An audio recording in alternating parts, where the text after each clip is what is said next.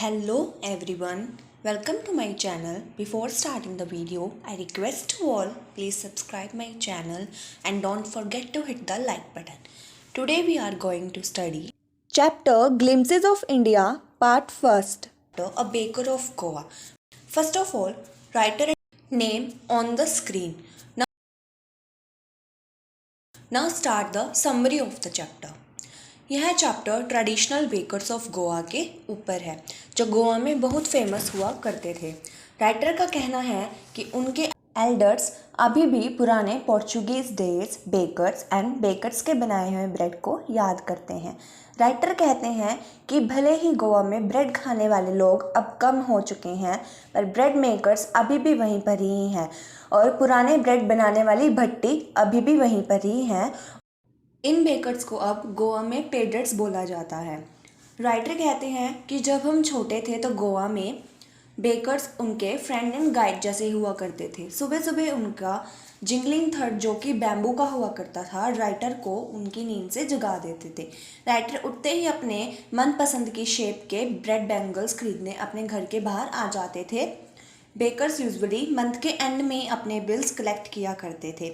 Loaves Elder को बहुत पसंद थे एंड ब्रेड बैंगल्स चिल्ड्रन को। गोवा में मैरिज गिफ्ट स्वीट ब्रेड के बिना मीनिंगलेस हुआ करते थे। दूसरी तरफ लेडी अपनी डॉटर की एंगेजमेंट पर सैंडविच बनाया करती थी। केक्स एंड बोलिनहास जिनको कुकीज़ कहते हैं क्रिसमस फेस्टिवल के लिए बहुत ज़रूरी हुआ करते थे। पुराने दिनों में बेकर्स की ड्रेस को कबाई बोला जाता था।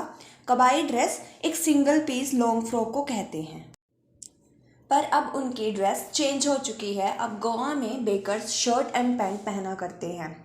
ओल्ड डेज में बेकिंग एक प्रॉफिटेबल प्रोफेशन हुआ करता था। बेकर्स एंड उनकी फैमिली को कभी भी भूखा सोना नहीं पड़ता था पर अब ऐसा नहीं था क्योंकि पहले के मुकाबले बेकिंग अब इतना प्रॉफिटेबल प्रोफेशन नहीं रहा है और अब इतना गोवा में बेकर्स एंड बेकिंग को इतना कोई पसंद नहीं करता। ये समरी यहीं पर ही ख़त्म होती है। Now start the second part of the chapter. Name Coorg. So first of all, writer name on the screen. So now let's start the summary. Coorg एक स्मॉल डिस्ट्रिक्ट का नेम है जो कि कर्नाटका में है। कुर्ग को कॉफ़ी कंट्री कहा गया है क्योंकि वहाँ पर ज़्यादा कॉफ़ी के पेड़ उगाए जाते हैं। Coorg district rain forest and spices से फेमस है। कुर्ग को कोदागू नेम से भी जाना जाता है। मॉनसून्स के सीज़न में कुर्ग में ज़्यादा विजिटर्स नहीं आते हैं पर सितंबर टू मार्च कुर्ग में विजिटर्स की वजह से खुशहाली का माहौल हो जाता है। कुर्ग में coffee farms and British time के बंगलोज़ को बेस्ट प्लेस माना गया है जो कि ट्री कैनोपी के ठीक नीचे बने हुए हैं। कुर्ग में जो भी हाईली इंडिपेंडेंट पीपल हैं वो ग्रीक या अरेबिक डिसेंट से हैं। कहा गया है कि अलेक्जेंडर्स आर्मी साउथ अरब से कुर्ग में आकर रहने लगी थी एंड जब उनका वापस जाना मुश्किल हो गया तो सब यहीं पर ही सेटल हो गए और कुर्ग रहने वाले लोगों से ही शादी करने लगे। ये लोग long black coat with an embroidered waist belt पहनते थे। कुर्ग में सिर्फ साउथ अरब के लोग ही बिना लाइसेंस के गन रख सकते थे। कुर्ग में एक कावेरी रिवर थी जिसमें बिल्कुल साफ़ पानी आया करता था जिसकी वजह से कुर्ग के वो लोग भी जो बिल्कुल ढीले ढाले थे रिवर राफ्टिंग कैनोइंग रैपलिंग जैसी चीज़ों की वजह से वह भी हाईली एनर्जेबल फील करते थे। कुर्ग एक बहुत ज़्यादा ब्यूटीफुल प्लेस है और इसके साथ rock climbing mountain biking different birds बीज एंड बटरफ्लाइज उसको और भी ज़्यादा ब्यूटीफुल बना देती हैं। यहाँ पर macaques Malabar squirrels langurs and slender lorises जैसी एनिमल्स भी देखने को मिलते हैं जिसकी वजह से यहाँ पे टूरिस्ट का आना जाना बहुत ज़्यादा है। ये पार्ट यहीं पर ही ख़त्म होता है। अब इसका नेक्स्ट पार्ट शुरू करते हैं। Part third tea from Assam. Writer name are on the screen.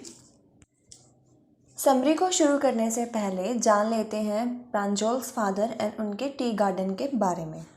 Pranjol के फादर का नेम मिस्टर बैरुआ है एंड वो असम टी गार्डन के मैनेजर हैं। टी गार्डन का नेम देख्याबारी है।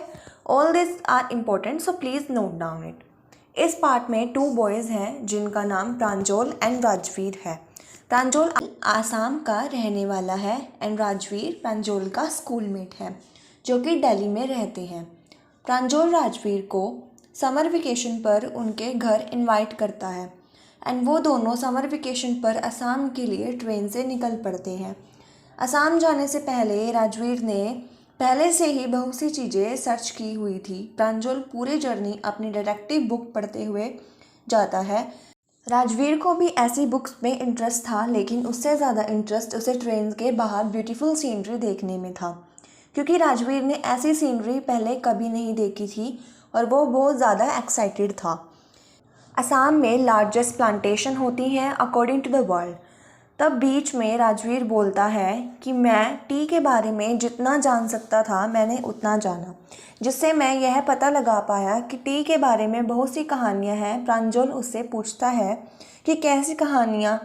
तब राजवीर बताता है, शुरू करता है कि पहली कहानी है कि कहा जाता है कि एक चाइनीज़ एम्परर जो हमेशा पानी पीने से पहले बॉयल करता था, एक दिन उसके गर्म पानी में पेड़ की कुछ पत्ते गिर गए और जब उसने वो पानी पिया तब एक डिलीशियस फ्लेवर आया। प्रांजल राजवीर से पूछता है कि अब मुझे दूसरी कहानी बताओ। तो राजवीर बताता है कि मुझे एक इंडियन कहानी भी पता है। एक एंशियंट बुद्धिस्ट ने अपनी आंखों की पलकें काट दी। उनका कहना था कि उनकी वजह से वह स्लीपी फील करते थे, जिसकी वजह से वो अपनी मेडिटेशन नहीं कर पाते थे। कहा जाता है उनकी पलकों से 10 टी प्लांट्स ग्रो हो गए और जब उन टी प्लांट्स को हॉट वाटर में डालकर बॉईल कर कर पिया गया, उससे नींद नहीं आती थी। राजवीर कहता है कि ये वर्ड्स चाय, चीनी एक चाइनीज़ वर्ड्स है। राजवीर कहता है कि टी यूरोप में 16th सेंचुरी में आई थी और इसे मेडिसिन की जगह ज़्यादा इस्तेमाल किया जाता था। ऐसी ही बातें करते करते उनका स्टेशन आ जाता है एंड प्रांजल के फादर उन दोनों को लेने आ जाते हैं एंड उन्हें लेकर देखियाबादी की ओर चलते हैं, जहाँ पर राजवीर को टी प्लकर्स दिखते हैं जो कि वहाँ पर काम कर रहे थे अपनी बैग पर बैम्बू बास्केट लिए। राजवीर उन्हें देखकर एक्साइटेड हो जाता है, बट प्रांजल के लिए यह सब कोई नई बात नहीं थी। वह शुरू से ही यहीं पर पले बड़े थे इसलिए। एंड जब राजवीर टी प्लांटेशन से जुड़ी हुई कुछ बातें प्रांजल के फादर से भी बोलते हैं, तब प्रांजल के फादर सरप्राइज हो जाते हैं एंड वो राजवीर से पूछते हैं कि तुमने यहाँ आने से पहले बहुत सारी रिसर्च की हुई है ना। तो राजवीर आंसर देता है, यस, एंड मैं यहाँ पर भी बहुत कुछ सीखने आया हूँ। इसी के साथ ये चैप्टर ख़त्म होता है। Thank you for watching and please don't forget to subscribe and hit the like button.